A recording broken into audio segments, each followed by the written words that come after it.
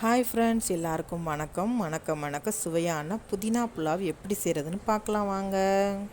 இதுக்கு நான் புதினா இலை ஒரு 50 கிராம் எடுத்திருக்கேன். ஒரு 20 கிராம் அளவு மல்லி இலை எடுத்திருக்கேன். புதினா ரத்தம் ஊறுன்னு சொல்லுவாங்க, தேவையில்லாத கொழுப்பு சத்து இருந்தால் குறையும்னு சொல்லுவாங்க. மல்லி இலையும் நம்ம உடம்புக்கு ரொம்ப நல்லது, ரத்தம் சுத்தமாகும். வாங்க, அடுத்து என்னதுன்னா, ஒரு பல்லாரி வெங்காயம் நீல வாக்கில் நறுக்கியிருக்கேன். ஒரு பெரிய தக்காளி ஒன்று, அதையும் நீல வாக்கில் நறுக்கி வச்சுருக்கேன். ஒரு சின்ன துண்டு இஞ்சி, கொஞ்சோண்டு புளி, ஒரே ஒரு பச்சை மிளகாய் எடுத்திருக்கேன். நீங்கள் உங்கள் காரத்துக்கு தகுந்த மாதிரி எடுத்துக்கலாம். ஒரு 200 கிராம் அரிசி எடுத்திருக்கேன். அரிசியை நல்லா கழுவி ஒரு 10 நிமிஷம் தண்ணி ஊற்றி ஊற வச்சுக்கோங்க.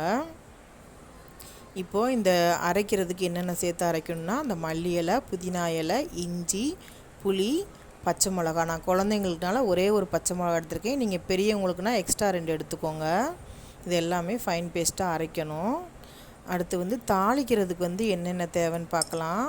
ஒரு பட்டை, கொஞ்சம் ஒரு 2-3 கிராம்பு எடுத்துக்கோங்க. ஒரே ஒரு டீஸ்பூன் சோம்பு, ஒரு 3 பிரியாணி இலை எடுத்துக்கோங்க. நட்சத்திர பூ இருந்துச்சுன்னா, கல்பாசி இருந்தால் அதையும் சேர்த்துக்கலாம். என்கிட்ட இல்லாதனால நான் சேர்க்கலை. இப்போ இந்த மசாலாவுக்கு அரைச்சி எடுத்துகிட்டு வந்துக்கலாம். மிக்சியில் நல்லா மையாக அரைச்சிருங்க. நைஸ் பேஸ்ட் மாதிரி அரைச்சிருங்க. அரைச்சி இதையும் தனியாக எடுத்து வச்சுக்கலாம். இப்போ அடுப்பில் குக்கர் வச்சு அதில் ஒரு 3 டீஸ்பூன் அளவு ஆயில் சேர்த்துக்கோங்க. உங்களுக்கு என்ன ஆயில் யூஸ் பண்ணுறீங்களோ அதை சேர்த்துக்கோங்க. அடுத்து இந்த தாளிதத்துக்கு எடுத்து வச்ச சோம்பு, கிராம்பு, பட்டை இதெல்லாமே சேர்த்து நல்லா தாளிச்சிக்கலாம். தாளிக்கிறதுனா ஒரு டப்புன்னு சோம்பு வெடிக்கிற மாதிரி சவுண்டு கேட்கும். அந்த அளவு பொரியணும் லைட்டாக பொரிஞ்சால் போதும். இது பொரிஞ்சதுக்கப்புறம் நம்ம வெங்காயம் சேர்த்துக்கலாம். வெங்காயம் ஒரு பொன்னிறம் ஆகிற வரைக்கும் நம்ம வதக்கணும். பொன்னிறம் ஆகிற வரைக்கும் வதக்கிட்டு அதுக்கப்புறமா நம்ம தக்காளியை சேர்க்கணும். நல்லா வதக்கிட்டே இருங்க. வதங்கிருச்சு. இப்போ ஒரு தக்காளி சேர்த்துக்கலாம். தக்காளி நறுக்கி வச்சதை சேர்த்து கொஞ்சோண்டு ஒரு அரை டீஸ்பூன் அளவு உப்பு சேர்த்துக்கலாம். உப்பு சேர்த்து இதையும் நல்லா வதக்கிக்கோங்க. தக்காளி வதங்கும் போது உப்பு சேர்த்துக்கணும். கொஞ்சம் சீக்கிரமாக வேகமாக வதங்கிடும், அதனால தான். நல்லா வதக்கியாச்சு.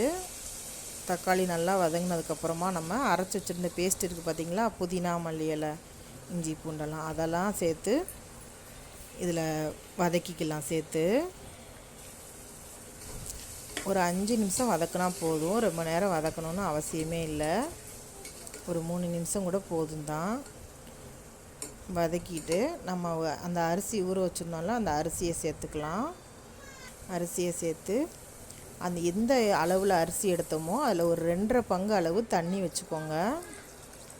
தண்ணி சேர்த்து இன்னொரு அரை டீஸ்பூன் உப்பு சேர்த்துருக்கேன். நான் மொத்தத்துக்கு ஒரே ஒரு டீஸ்பூன் உப்பு சேர்த்துருக்கேன். உப்பு சேர்த்து ஒரு 2 விசில் அளவு வச்சு குக்கரை மூடி வச்சுருங்க. இது நல்ல பிரியாணி டேஸ்ட்டில் இருக்கும். உடம்புக்கு ரொம்ப ஹெல்த்தியானது. சமைச்சு பாருங்கள். விசில் வரும்போது வீடே கமகமன்னு மணக்கும். பாருங்கள், சுவையான மணக்க புதினா புலாவ் ரெடி ஆயிடுச்சு. நீங்களும் வீட்டில் சமைச்சு பார்த்து எப்படி இருக்குன்னு கமெண்ட் பண்ணுங்கள். நன்றி.